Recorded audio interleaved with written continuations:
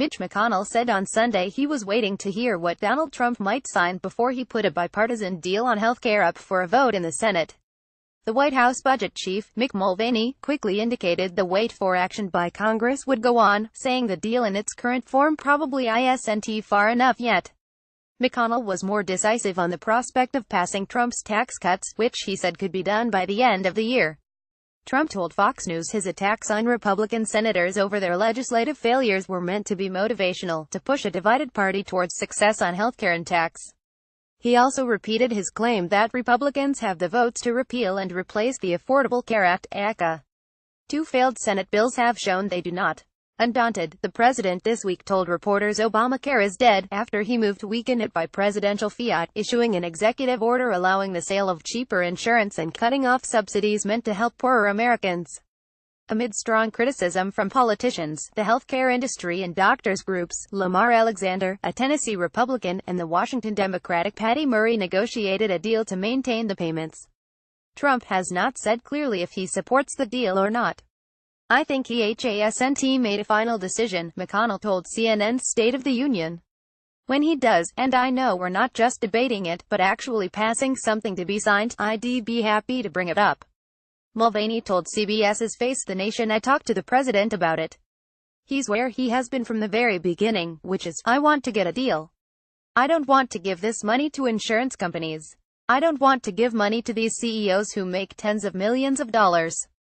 Trump has consistently represented the ACA subsidies this way and claimed that by cutting them he is working in favor of poorer Americans. Democrats and defenders of Barack Obama's law say the subsidies help low-income people who will not be able to afford insurance without them. Trump, Mulvaney said, was trying to secure more items from Republicans' health wish list.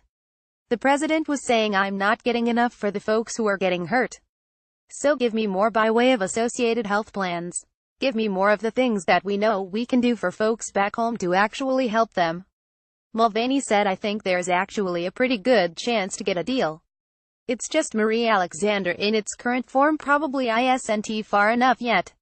Senate Minority Leader Chuck Schumer told NBC's Meet the Press this is a good compromise that will pass by a large number of votes. Trump would ultimately sign off on the deal, Schumer said, to avoid being blamed for rising insurance premiums.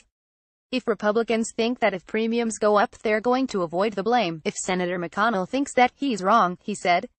McConnell, who staged the show of unity with Trump in the White House Rose Garden this week, has been the target of fierce invective from Steve Bannon, Trump's former top advisor, who is planning to run a slate of hard-right candidates against establishment senators next year. On CNN, McConnell brushed off questions about Bannon's attacks. On Thursday, the Senate approved a budget measure to allow Republicans to pursue tax cuts without support from Democrats.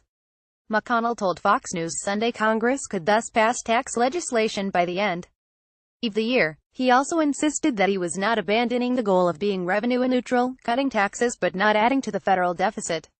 Nonpartisan analysts have said Trump's proposed cuts could add $2 trillion to the deficit over the next decade, a prospect that should be anathema to fiscal conservatives. McConnell was asked on CNN if he had abandoned his longtime goal of revenue-neutral cuts. He said no, actually we're not, because that's a rather conservative estimate of how much growth you'll get out of this pro-growth tax reform. Senator Sherrod Brown of Ohio, a Democrat who was considered as Hillary Clinton's running mate, doubted that claim. "The people closest to the president whispering in his ear all want to do big tax cuts for the wealthiest people in the country and hope it trickles down. They say it's budget neutral and they say it will raise wages. It's never done that throughout history." McConnell would not discuss a proposal, reported by The Wall Street Journal on Friday, that Republicans were considering capping contributions to retirement funds. "We're just beginning the process of actually crafting the bills," he said. "It's way too early to predict the various details.